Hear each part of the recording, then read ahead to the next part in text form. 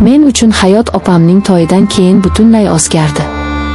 Uning baxti, uning shodligi mening ham quvonchim edi. Har holda o'zimni shunga ishontirardim. Podsham bizning oddiy oilamizga notanish bir olamni olib kelgandek edi. Uning o'zini tutishi, gapirish madaniyati, har bir harakatidagi ishonch meni o'ziga maftun qilgandi. Lekin bu maftunlikning bir kun kelib taqiqlangan ishtiyoqqa aylanishini xayolimga ham keltirmaganman. Opam baxtli edi. Buni uning chaqnab turgan ko'zlaridan, kulgularidan bilsa bo'lardi. Podsham uni ardoqlar, e'zozlardi. Men esa ularning baxtiga soyadek ergashib yurar, har daqiqadan zavq olardim. Ammo qalbimning tubida notinchlik, boshqacha bir his bosh ko'tara boshlagandi. Bu hasad emasdi, yo'q. Bu undan ham kuchliroq, tushunarsizroq bir narsa edi. Podsham bilan har safar ko'zimiz to'qnashganda vujudimni allanechuk titroq bosardi. Uning nigohi shunchaki qaynisingilga qarash emasdi. Go'yo u mening ich-ichimni, yashirin oylarimni ham oqayotgandek tuyulardi. Boshida bu hislarimdan o'zim ham qo'rqib ketdim. Axir bu gunoh. Bu opamga nisbatan xiyonat. O'zimni qanchalik chalg'itishga urinmayin, uning siymosi xayolimdan ketmasdi. Uning jarangdor ovozi, kulgusi quloqlarim ostida doim jaranglab turgandek edi. U bilan yolg'iz qolishdan qo'rqardim, lekin ayni damda shuni istardim ham. Bu ziddiyatli istaklar meni ichimdan kemirardi. Bir kuni uyimizda katta bazm bo'ldi. Mehmonlar ko'p, hamma yoq shodon qiy-chuv. Opam mehmonlar bilan ovora, men esa oshxonada edim. Birdan orqamdan uning ovozi eshitildi. Yordam kerakmasmi? U eshikka suyanib, qo'llarini chalishtirgancha menga qarab turardi. Uning nigohida yana o'sha tushunarsiz ma'no bor edi. Yo'q, o'zim eplayapman dedim ovozimni nazorat qilishga urinib. U bir qadam oldinga yurdi. Oradagi masofa qisqardi. Uning atirini hidi dimog'imga urildi. Bu hid meni esankiratib qo'ygandek bo'ldi. Charchading shekilli. Ko'zlaringdan bilinib turibdi. Uning bu hamxorligi qalbimni eritib yubordi. Hech kim meni charchaganimni payqamagandi. Yo'q, shunchaki. Nima deyishni bilmay qoldim. U yanada yaqinlashdi. U kaftini peshonamga qo'yish uchun sekin ko'tardi. Men ko'zlarimni yumdim. Uning kafti bir soniya peshonamga tegdi. Bu qisqa lahzadan butun vujudim olov bo'lib yonayotganindek bo'ldi. Isitmangiz yo'q, dedi u. Ko'zlarimni ochdim. Uning ko'zlari yonib turardi. Biz bir-birimizga shu qadar yaqin edikki.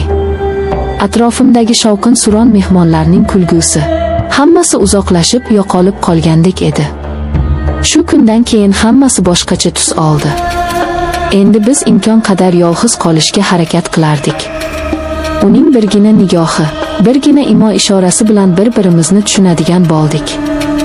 Biz gaplashmasdik, lekin ko'zlarimiz sozlashardi. Bu xavfli o'yin edi, lekin biz uni to'xtatishni istamasdik. Har safar opamning baxtiyor yuziga qaraganimda vujudimni aybdorlik hissi qamrab olardi. Lekin podshamning nigohiga duch kelganimda bu hislar unut bo'lardi. Uning yonida men o'zimni butunlay boshqacha his qilardim. U menga e'tibor berishni boshlaganida men buni shunchaki qaynisingilga bo'lgan oddiy hurmat deb o'yladim. U har doim men bilan alohida ohangda gaplashardi, boshqalarga qaraganda muloyimroq, ehtiyotkorroq edi. Uning nigohi doim meni kuzatib yurardi.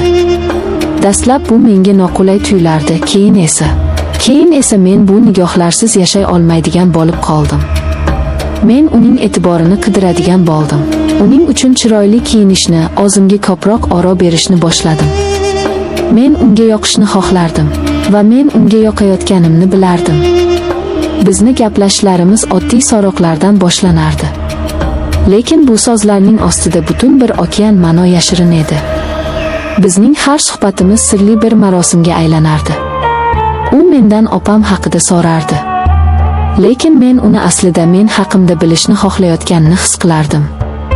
Men unga butun borlig'imni ochib bergim kelardi. Bir kuni kechqurun hammamiz hovlida o'tirgandik. Opam va onam o'zlaricha nimalarnidir muhokama qilishardi. Podsham esa yonimda o'tirardi. U sekin qo'lini uzatib, stulda turgan mening qo'limning ustiga qo'lini qo'ydi. Men qo'rqib ketdim, lekin qo'limni tortib olmadim. Uning kafti yoqimli edi. U barmog'i bilan kaftimni sekin siladi.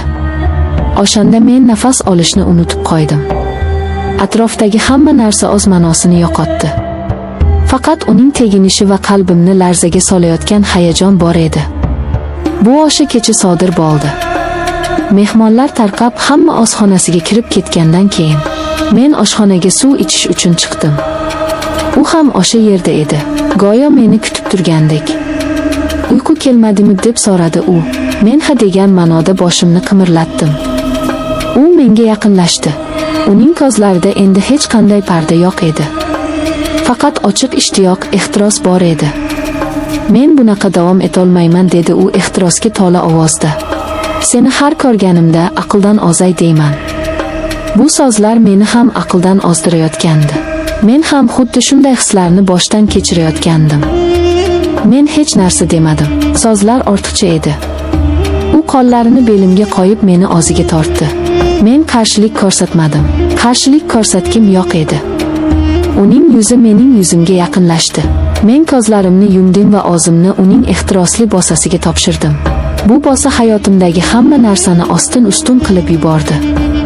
Uning quchog'ida men o'zimni ham gunohkor, ham dunyodagi eng baxtli ayoldek his qilardim. Bizning yashirin munosabatlarimiz shu kechadan boshlandi. Biz xuddi o'smirlardek yashirincha uchrashardik. Uning teginishi, shivirlagan so'zi meni yangi ehtiroslar olamiga olib kirardi.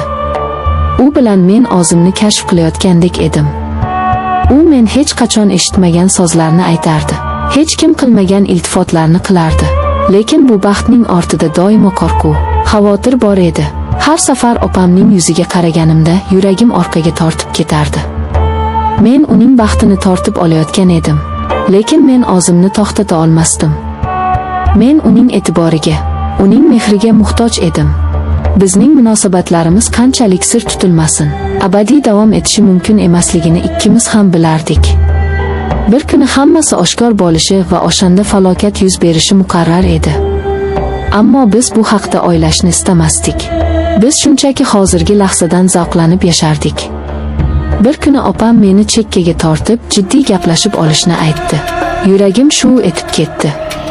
Tamom bo'ldim, hammasini bildi degan oy miyamga yashindek urildi. Senda gapim bor dedi u ko'zlarimga tikilib. Eshitaman opa. Oxirgi paytlar o'zgarib qolding. Hayollaring parishon. Nima bo'lyapti o'zi? Yoki birortasini topdingmi? Uning bu so'zlaridan keyin ozgina yengil tortdim. Demak u hech narsani bilmas ekan. Yo'q opa, shunchaki o'zim nima deyishni bilmay gapimni chaynay boshladim. Men senga yomonlikni ravo ko'rmayman. Agar biror muammo bo'lsa menga ayt. Balki yordamim tegar. Men uning ko'zlariga qaray olmadim. Men uning ishonchini, uning mehrini poymol qilayotgan xoin edim. O'sha kuni men bir qarorga keldim. Bu munosabatlarni to'xtatishim kerak. Bu olovni o'chirishim kerak. Aks holda u hammani kuydirib kul qiladi. Kechqurun u bilan yashirincha uchrashdim. U har doimgidek xushchaqchaq edi, lekin mening qovoqimdan qor yog'ayotganini ko'rib darrov jiddiylashdi. Nima bo'ldi deb so'radi u xavotir bilan. Biz boshqa davom etolmaymiz dedim. Bu noto'g'ri. Uning yuzi o'zgarib ketdi. Nima deganing bu? Nima noto'g'ri? Bizning sevgimizmi? Bu sevgi emas. Bu gunoh, bu xiyonat. Men uni sevmayman, dedi u birdan. Men sen bilan tanishganimdan beri faqat seni o'ylayman. Seni sevaman. Bu so'zlar qalbimni tilka pora qildi. Men ham uni sevardim. Lekin bizning sevgimiz yolg'on va xiyonat ustiga qurilgandi. Iltimos, meni tushunishga harakat qiling. Men opamning baxtini barbod qila olmayman. Mening baxtimchi, sening baxtingchi. Uning ovozi balandladi. Biz bir-birimizsiz baxtli bo'la olamizmi? Uning savoliga javobim yo'q edi. Men faqat bir narsani bilardim. Bu yo'l bizni jarga olib boradi. Hammasini tugatishimiz kerak dedim men. Ko'z yoshlarimni tiya olmay. U uzoq vaqt jim qoldi. Keyin sekin boshini egdi. Agar sen shuni xohlasang mayli. Shu bilan hammasi tugadi. Lekin qalbimdagi olov o'chmadi. U faqat kul ostida qoldi xolos.